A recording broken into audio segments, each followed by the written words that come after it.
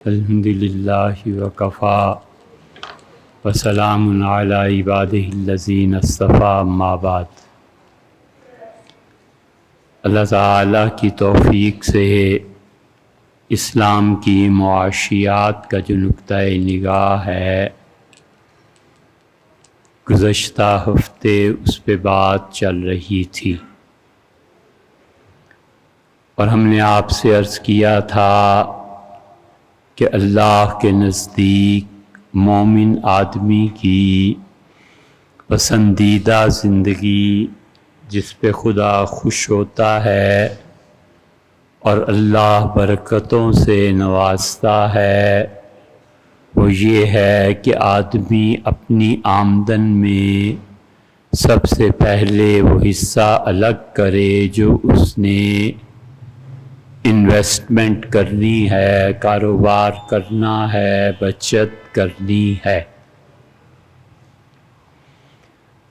پھر اس بچت کو اتنا تو جامد رکھے جس کے متعلق وہ سوچ سکتا ہے کہ مجھے کبھی بھی ایمرجنسی میں جانے کی ضرورت پیش آ گئی تو میرے پاس 1,50,000، 10 لاکھ، 1 کروڑ اپنی سطح پہ انسان خود فیصلہ کر سکتا ہے کہ اتنا پیسہ میرے پاس محفوظ رہنا چاہیے، اور وہ اللہ کی راہ میں خرچ کرنے سے زیادہ بہتر ہے کہ میں سال کے بعد اس کی زکوٰۃ ادا کروں۔ ایک آدمی کے پاس اس کی بچت میں 5 لاکھ بچ گئے، اب وہ یہ کہتا ہے کہ یہ اللہ کی راہ میں خرچ کروں، مسجد بن رہی ہے یہاں دے دوں، یتیم بچے ہیں ان کو دے دوں، یہ زیادہ صحیح چیز نہیں ہے۔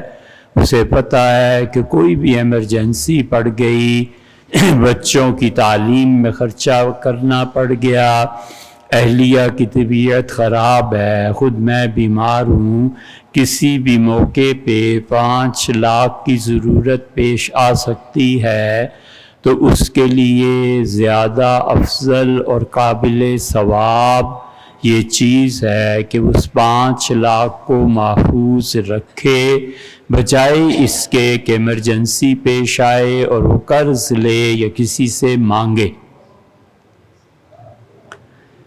اسی لیے حضور اقدس صلی اللہ علیہ وسلم سب لوگوں کی خیرات کو قبول نہیں کرتے تھے، نہیں لیتے تھے۔ قریش میں اور قریش کے علاوہ مدینہ منورہ میں یہ ایک بیہودہ سوال اٹھا جو اب بھی ان ممالک میں لوگ کرتے ہیں۔ آپ امریکہ اور یورپ میں 20 سال گزارائیں، 30 سال گزارائیں، کوئی کبھی آپ سے نہیں پوچھے گا کہ تمہارا آمدنی کا ذریعہ کیا ہے۔ اور یہاں حال یہ ہے کہ مولوی اگر سائیکل سے موٹر سائیکل لے لے تو پوری مسجد پوچھتی ہے یہ پیسہ کہاں سے آتا ہے، حالانکہ یہ منصب ان کا نہیں ہے۔ ٹیکس والے پوچھیں، کوئی اور پوچھے، محکمہ ادارہ، ہر آدمی میں یہ بیہودہ عادت آ جائے۔ قوموں کے زوال میں اور اخلاقیات میں، حسد میں ایسے ہی ہوتا ہے۔ تاجر ہے، گاڑی خرید لی، یہ پیسہ کہاں سے، مکان خرید لیا، یہ پیسہ، بھئی آخر اس کا مسئلہ کیا ہے؟ تمہیں کیوں فکر ہے کہ دوسرے کا سورس آف انکم کیا ہے؟ اس لیے کبھی بھی کسی سے نہیں پوچھنا چاہیے۔ اللہ نے جو کہا ہے کہ والذین هم عن اللغو معرضون، میرے بندے تو وہ ہیں جو فضول قسم کے سوالات سے بچتے ہیں۔ اس میں سے ایک فضول چیز یہ بھی ہے کہ تمہارے پاس سورس آف انکم کیا ہے۔ ماں باپ بچے سے پوچھیں، ایک الگ مسئلہ ہے، کوئی کسی رشتے سے پوچھے، ایک الگ مسئلہ ہے، اہلیہ کے پاس یا شوہر کے پاس آ گئے، وہ دونوں ایک دوسرے سے پوچھیں، یہ کوئی بات ہے؟ ایک غیر آدمی جسے لینا نہ دینا وہ اس سوال کو پوچھے گا اور گناہ میں بغیر لذت کے گویا کہ مبتلا ہوگا۔ ہم نے امریکہ میں دیکھا، دو باتیں آپ سے عرض کریں جن پہ چڑھتے اٹھتے بیٹھتے لعنت بھیجتے ہو، یہ طاقتیں ایسے ہی نہیں بن گئی۔ امریکہ میں ہم نے دیکھا سٹور کھلا ہوا ہے، جتنے عیسائی اس شہر کے محلے کے مختلف لوگ آ کر ہفتے میں ایک دن ڈبل روٹیاں چھوڑ جائیں گے۔ ایک آدمی جاتا ہے 50-100 ڈبل روٹی پڑی ہوئی ہے، ایک آدمی جاتا ہے تو وہاں پر 10 درجن انڈے پڑے ہوئے ہیں، اور لکھا ہوا ہے کہ آپ یہاں سے فری میں اپنا ناشتہ ہفتے بھر کے لیے لے جا سکتے ہیں۔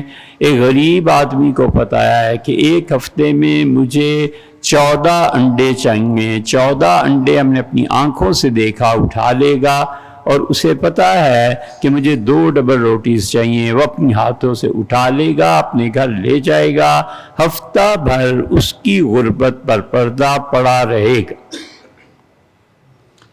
اس لیے جھوٹ بول کے، دوسروں کے پردے چاک کر کے یہ جو جہنم کی آگ کماتے ہیں، یہ بالکل ابھی عالم مثال آتا ہے، یہ سب پتہ چل جائے۔ اور دوسرا حیران کن واقعہ ہم نے ہالینڈ میں دیکھا کہ آ کے پرچی لگا دیتا ہے۔ ہم پہلی مرتبہ ناشتے کے لیے گئے تو دیکھتے رہے، وہ پرچی لگا دیتا ہے، کوئی آ کے اس پرچی کو پڑھ لیتا ہے، اور کچھ ویٹرز آتے ہیں وہ پڑھ لیتے ہیں۔ غریب آدمی جا کے کہتا ہے کہ مجھے ناشتہ کرنا ہے، وہ کہتے ہیں کہ وہ پرچی جو ہے اس پہ 5 آدمیوں کا ناشتہ کسی نے لکھ دیا کہ میں فری کراؤں گا، آپ تشریف رکھیں، آپ کا ٹیبل نمبر فلاں، اور ہم فری ناشتہ آپ کو دیں گے۔ اور اسے جا کے کہہ دیتے ہیں کہ آپ کے حصے میں 3 آئے ہیں، 5 آئے ہیں، 1 آیا ہے، وہ پیسے ادا کرتا ہے۔ نہ لینے والے کو پتہ ہے کس نے دیے، اور نہ دینے والے کو پتہ ہے کہ کس نے لی۔ یہ ان معاشروں کا حال ہے جہاں ہم لاکھوں لعنتیں صبح اور شام بھیجتے ہیں۔ پہلے اس قابل تو ہو جاؤ، پہلے جھوٹ سے تو اپنی جان چھڑا لو، پہلے یہ تو طے کر لو کہ تم ایک بار بات کہو گے اور اس کے بعد اس کی پابندی کرو گے۔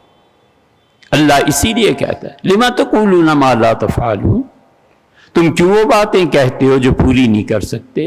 کبر مقتن عند اللہ، اللہ کو سخت غصہ آتا ہے اس شخص پہ جو کہے اور پوری نہ کر سکے۔ اللہ کا غصہ، غضب خدا کا مول لیتے ہیں۔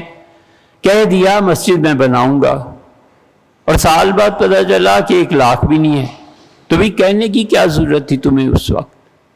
اس لیے حضور اقدس صلی اللہ علیہ وسلم لوگوں میں سے ہر ایک کی خیرات کو قبول نہیں فرماتے تھے۔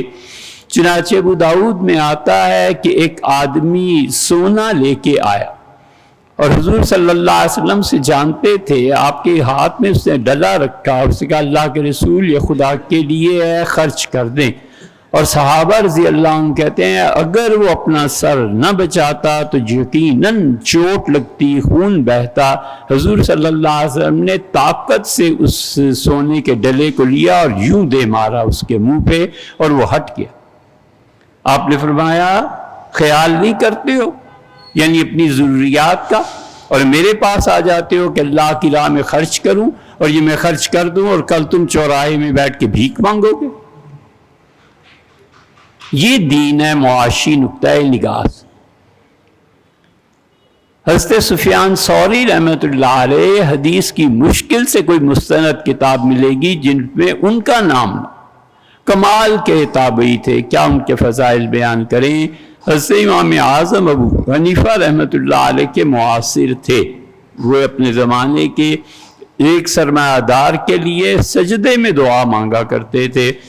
کسی نے کہا کہ حضرت یہ آپ کیا کرتے ہیں کہ یہ فعل معیوب ہے، ایک سرمایہ دار کے لیے دعا مانگنا۔ انہوں نے کہا کہ اس نے مجھے اتنا پیسہ دے دیا ہے اور میرے پاس پڑا ہے کہ میری زندگی کے لیے کافی ہے، اور اگر وہ یہ احسان نہ مجھ پہ کرتا تو میں تو بادشاہوں کے ہاتھ کا رومال بن جاتا۔ اپنی مرضی کے فتوے مجھ سے لکھواتے. اب کوئی آتا ہے تو میرے دل کو سکون ہے کہ گھر میں اتنا پیسہ پڑا ہوا ہے، میں کسی کے لیے محتاج نہیں. یہ ہے وہ چیز جو تابعین میں بھی تھی.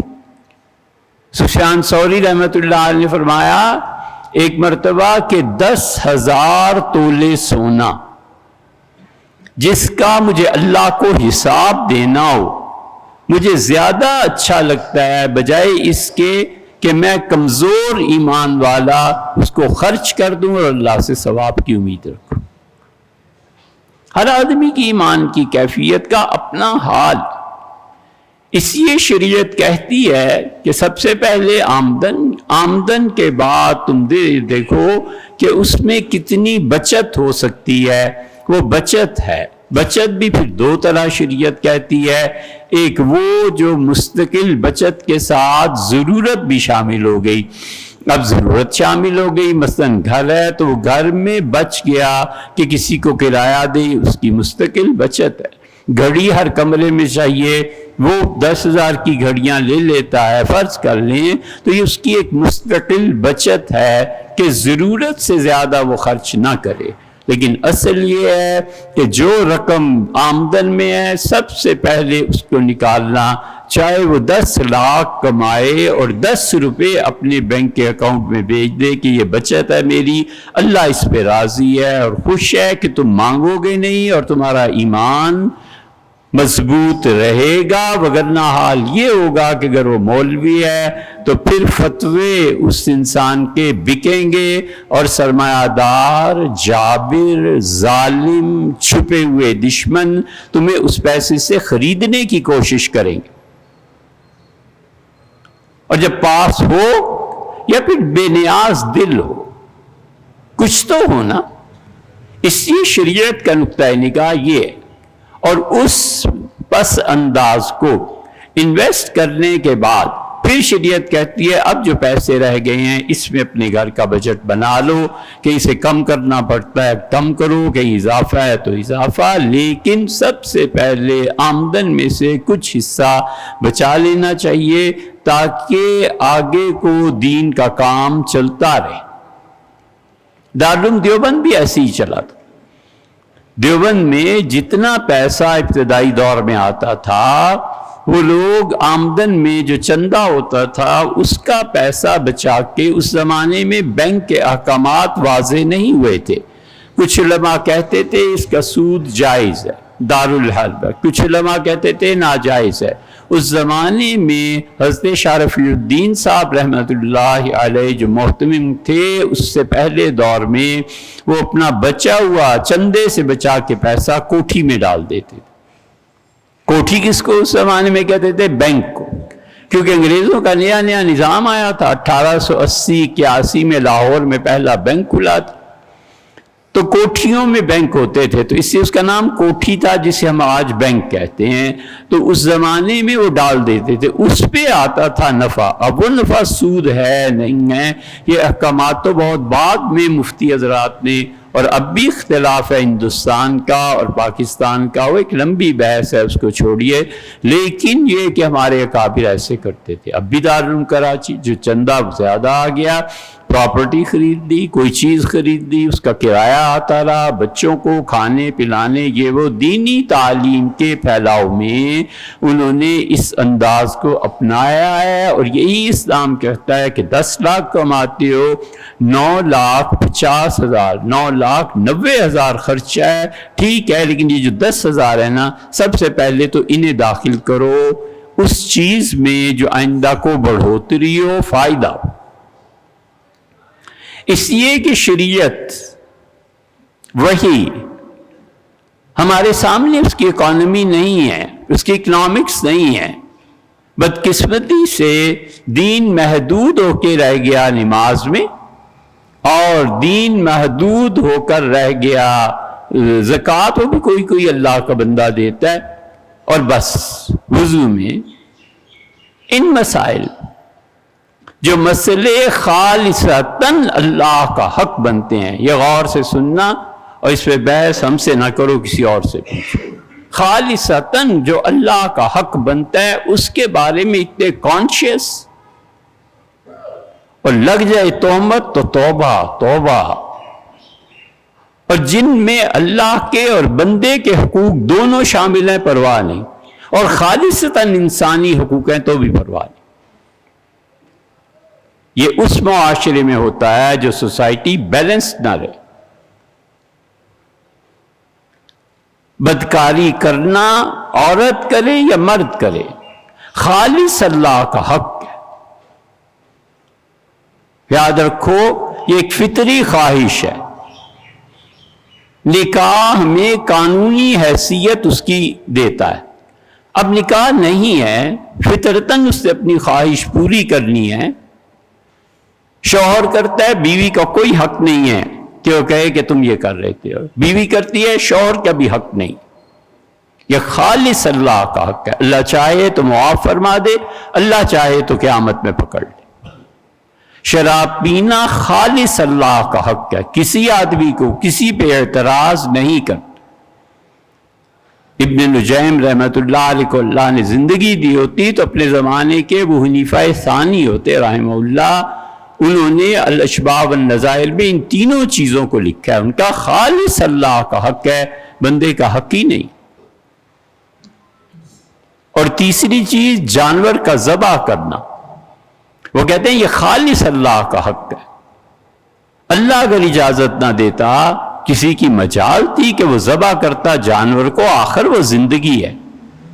اللہ اگر اجازت نہ دیتا تو لوگ نکاح کر لیتے، عزت آخر عزت ہے، جائز ناجائز دونوں صورتوں میں فعل ایک ہی ہے۔ سمجھے؟ جو خالص اللہ کا حق ہے اس پہ تو ایسے اچھلتے ہیں جسے پتہ نہیں کیا ہو گیا، اور جھوٹ بولتے رہے، ادھر نماز پڑھی ادھر جا کے جھوٹ بول دیا۔ یہ جھوٹ اللہ کی لعنت اللہ کی طرف سے، اور انسانوں کے حقوق اس کی کوئی فکر نہیں۔ ہم ہر مرتبہ دیکھتے ہیں یہ ان لکھا ہوا ہے، آؤٹ لکھا ہوا ہے، گاڑیاں ادھر سے آؤٹ میں جا رہی ہوتی ہیں، لکھا ہوا ان ہے۔ یہ جو تم قانون توڑتے ہو اور آنے والے کے لیے مصیبت بناتے ہو، یہ تمہیں کوئی احساس نہیں کہ انسانوں کا حق بھی ضائع کرتے ہو۔ اور اس کا بھی راستے کے بارے میں حضور صلی اللہ علیہ وسلم اتنے حساس تھے کہ آپ نے فرمایا جو لوگوں کا راستہ روکتا ہے، یاد رکھو فلا جہاد لہو، اللہ جہاد کے ثواب کو اس کے نام عمل سے کاٹ دیتا ہے۔ عورتیں اور مرد دروازوں پہ کھڑے ہو کے بات کر بھی لوگوں نے گزرنا ہے، یار آپ ایک طرف کو ہو جائے، کیوں راستے بند کرتے؟ خالص مخلوق کا حق، اگرچہ اللہ کا بھی حق ہے لیکن وراثت ہے، وہ نہیں دینی۔ خالصتاً لوگوں کی زمین میں ناجائز تجاوزات، لوگوں کو زمین نہ تقسیم کر کے دینا، اپنی شوہرات قائم رکھنا، یہ اتنا بڑا گناہ ہے۔ اللہ نے حضرت لوط علیہ السلام کی قوم کے 3 جرم گنے ہیں۔ اللہ نے قرآن میں فرمایا کہ وَتَأْتُونَ فِي نَادِيكُمُ الْمُنْكَرَ، ایک تو تم اپنی مجلسوں میں ایسے بیہودہ کام کرتے ہو جو آج تک نہیں ہوئے، دوسرے اللہ نے فرمایا لڑکوں سے لڑکوں کا تعلق، اور تیسرے اللہ نے کیا کہا ہے؟ اللہ نے فرمایا تقطعون السبیل، تم لوگوں کے راستے بند کرتے ہو۔ یہ جتنے گاؤں اور دیہات ہیں ان کے جاہل اجڑ، اللہ اسی لیے کہتا ہے کہ الاعراب اشد کفرا و نفاقا، یہ گاؤں میں رہنے والے پکے منافق، پکے کافر ہوتے ہیں، کچھ نہیں سوچتا کل سے یہ راستہ بند ہے، خبردار میری زمین سے گزرے۔ وہ کسی لڑکے سے بدفعلی کر لے تو پورا گاؤں نکال دے، اور راستہ بند ہونے پہ کوئی نہیں روکتا، اس لیے کہ میں عادت پڑ گئی ہے۔ ہم حق کے لیے کبھی کھڑے نہیں ہوتے، ہم سچائی کے لیے کبھی کھڑے نہیں ہوتے، ہم سچائی کی کبھی تائید نہیں کرتے، ہم جھوٹ کے ساتھ کھڑے ہوتے ہیں، ہم خود جھوٹ بکتے ہیں، ہم خود جھوٹ کو خوبصورت انداز سے پیش کرتے ہیں۔ اب بھلا بتاؤ، خدا جرم گنتا ہے کہ راستے مت روکو لوگوں کے، تم راستے روکتے ہو، اور دوسری طرف وہ فحاشی کا جرم، اس فحاشی پہ اٹھ کھڑے ہوں گے لوگ اور اس پہ نہیں۔ کیا معاشرہ ہے! اور کیا لعنتیں خدا کی پڑتی ہیں. پھر اس پہ ان کی امید ہے کہ ہم یہ معاہدے اور یہ معاہدے، ابھی تو نانی قسم کر رہی ہے نا، یہ قسم جب چند سالوں میں چھوڑ دے گا پھر یہ محاورہ یاد آئے گا کہ کہا نانی نے قسم کیا، انہوں نے کہا برا کیا، اس نے کہا کر کے چھوڑ دیا، انہوں نے کہا بدتر کیا. یہ نانی جو معاہدے کر رہی ہے نا قسموں کے ساتھ، یہ قسم جب چھوڑیں گے پھر پتہ چلے گا کہ کیا ہوتا ہے. سمجھے؟ اس لیے اللہ نے معیشت کے بھی قانون مقرر کیے ہیں، اللہ نے زندگی گزارنے کے قانون متعین کیے ہیں. چونکہ دین کی گہری سمجھ نہیں ہے اس لیے انسان بھٹکتے پھرتے ہیں.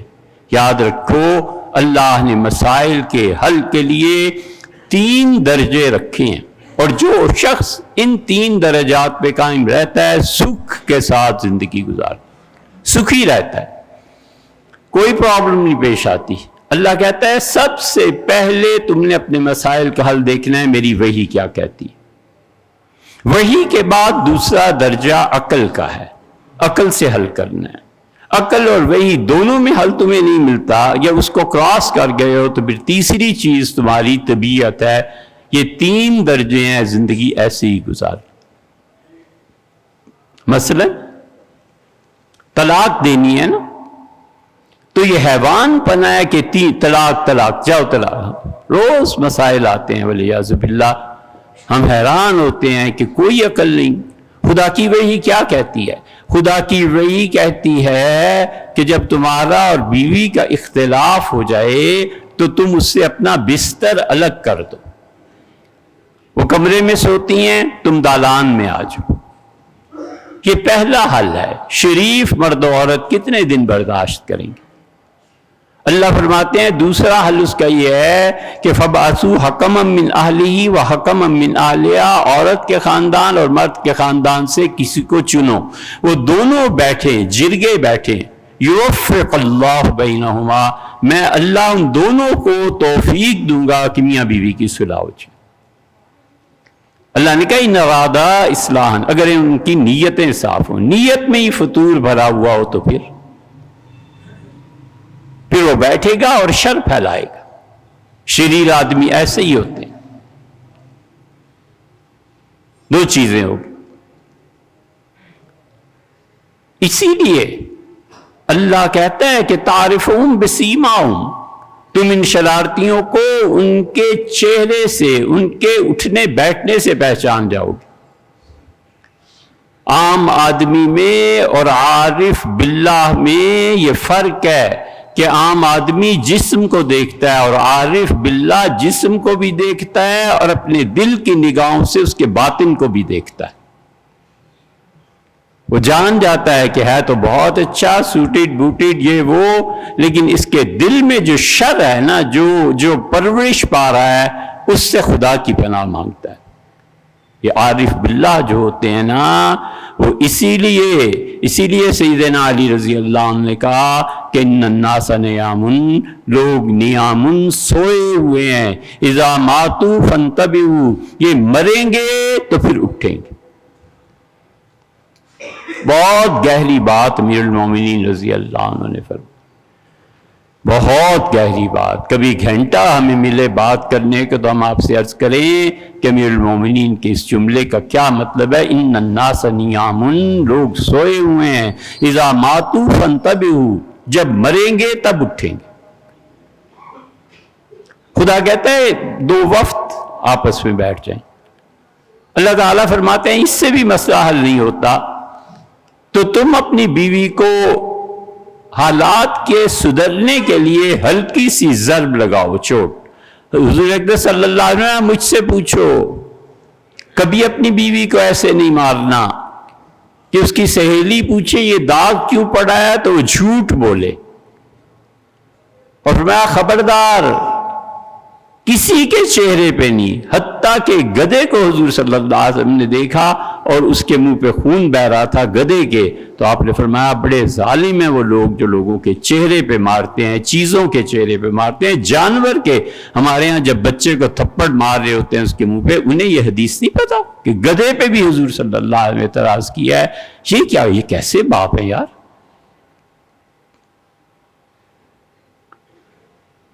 اللہ نے فرمایا ہلکی سی سزا اسے دو. اس سے بھی مسئلہ حل نہیں ہوتا. 3 طریقے ہو گئے. اللہ تعالیٰ نے فرمایا کہ قسم کھا لو کہ میں 4 مہینے تک تمہارے قریب نہیں آؤں گا. 4 مہینے اپنے پہ پابندی لگاؤ، عورت پہ نہیں، اپنے پہ. 4 مہینے کے دوران اگر یہ قسم ٹوٹ گئی تو کفارہ ادا کرو، نہیں ٹوٹی تو پھر جا کر کہیں پہلی طلاق پڑے گی. 5ویں چیز اللہ نے بتائی. اللہ نے فرمایا کہ بہت جھگڑا ہے، غصہ ہے، تم اس کو اپنی ماں بہن سے تشبیہ دے دو. تو میرے لیے ایسے ہے جیسے میری ماں، والیاذ باللہ.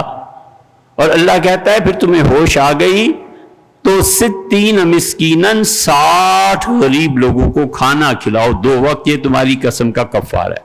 ذالک کفارۃ لایمانکم، یہ تمہاری قسم کا کفارہ ہے. 5 ہو گئے. اس کے بعد اللہ کہتا ہے کہ اچھا تو تم خلا کی مہلت اسے دے دو. 6 ہو گئے. پھر کہتا ہے 7ویں نمبر پہ پہلی طلاق، پھر دوسری طلاق، 8واں اور 9ویں نمبر پہ جا کر 3 طلاقیں ہیں. یہاں شیر کا بچہ اٹھتا ہے اور 3 طلاق. کون سمجھائے کہ بھیا سب سے پہلے خدا کی وحی ہے، اور خدا نے اپنی وحی میں 9 طریقے رکھے ہیں مرد و عورت کے درمیان تعلقات کے استوار کرنے کے. اس لیے سب سے پہلی چیز اللہ کہتا ہے زندگی میں کوئی الجھن، کوئی مشکل، کوئی رکاوٹ پیش آ جائے، سب سے پہلے میری کتاب. اللہ کی کتاب حکم دیتی ہے. عقل انسانی کہتی ہے کہ فی الحال یہ نہیں کیا جا سکتا. عقل کی پیروی کرو. عقل انسانی اس لیے علم اگر دین کا خاص طور پہ اگر حاصل ہو جائے نا، تو ہمارے اساتذہ ہمیں سمجھاتے تھے، ہمارے مفتی صاحب رحمۃ اللہ ہمیں کہتے تھے کہ مفتی صاحب میں آپ کو زندگی کے لیے ایک اصول بتاؤں، اور فرماتے تھے یک من علم را 10 من عقل باعث کرد. یہ جتنا کچھ پڑھا رہے ہو نا، اس کے استعمال کے لیے 10 من عقل چاہیے. کہیں بغیر عقل کے فتوے دیتے رہو برباد ہو جائے گا معاشرہ.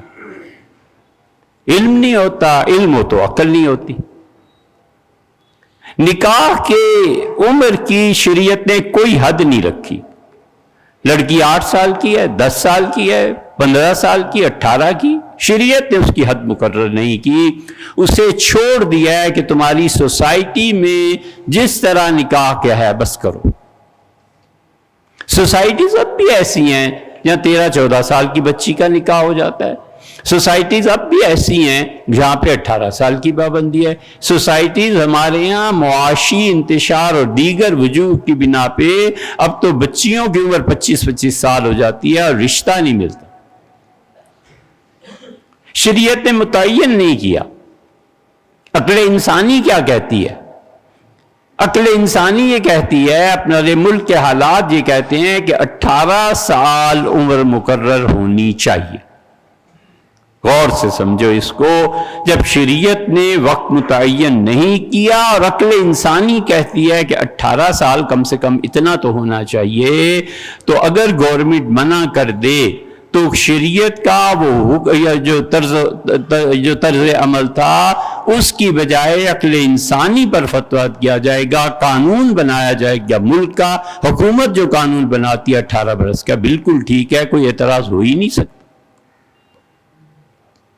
اب تمہارے مذہبی رہنما جنہیں دو سطریں پڑھنی نہیں آتی، میں جنوبی افریقہ سے پاکستان گیا، 10 سال کی بچیوں کی شادی کرو نا، پھر کراؤ.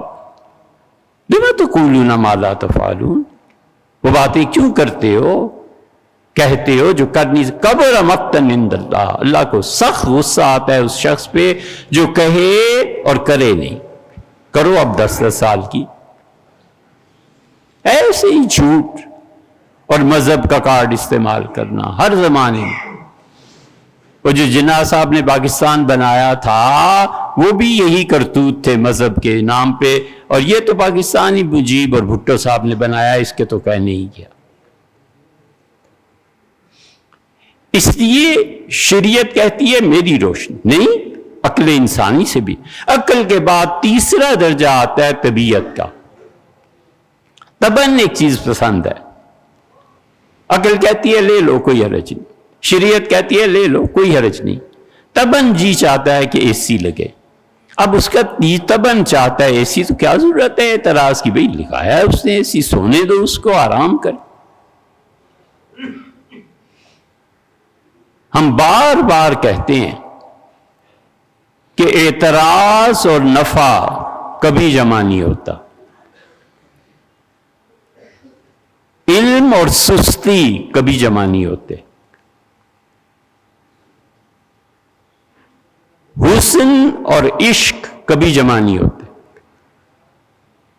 علم اور ذہانت کبھی جمع نہیں ہوتے۔ ہو جائیں آگ نہ لگ جائے، اس لیے ہمیشہ وہی، پھر اس کے بعد انسانی عقل، پھر اس کے بعد طبیعت۔ اور یہاں الٹی ترتیب ہے، طبیعت میں آیا طلاق دے دو، طلاق دے دی، نہ عقل کی، بچے ہیں یا وغیرہ وغیرہ اور چیزیں ہیں، نہ یہ سوچا کہ شریعت مجھے کیا کہتی ہے۔ حضور اقدس صلی اللہ علیہ وسلم نے فرمایا لوگو، تو اللہ نے خود کہا، اللہ نے کہا کہ دیکھو طلاق، نکاح، ان چیزوں کو کبھی بھی کھیل تماشا نہ بنانا۔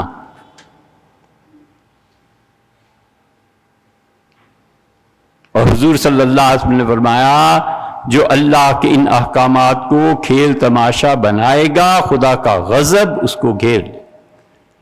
اسی لیے سیدنا عمر رضی اللہ عنہ نے اپنے زمانے میں پابندی لگا دی تھی، فرمایا کہ نکاح کے 1 سال بعد یا پہلے بچے کی پیدائش تک دلہن کی طرف سے جتنے بھی تحائف، جتنی چیزیں ہیں، وہ شوہر کو ہیں یا ساس کو ہیں یا سسر کو ہیں، اپنے میکے کو ہیں، سب کل عدم ہے۔ فرماتے تھے نئی نئی شادی ہوئی ہوتی ہے، بیٹی یہ سمجھتی ہے سب لوگ اچھے ہی ہوتے ہیں اور دھوکہ پڑ جاتا ہے۔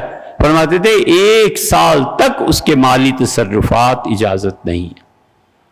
اور فرماتے تھے نکاح، طلاق اور کسی کو پیسے دینے کا وعدہ کر لینا، یہ تینوں چیزیں میں جبراً نافذ کر رہا ہوں کہ اگر نکاح مذاق میں ہوا تو بھی ہو گیا، اور طلاق مذاق میں دی تو بھی ہو گئی، اور اگر یہ کہہ دیا کہ میں تمہیں اتنے 1000 دوں گا، فرماتے تھے میں اسے جبراً واجب کر رہا ہوں کہ ضروری ہے کہ ان تینوں چیزوں میں تم دخل دو اور لوگوں کو برباد کرو۔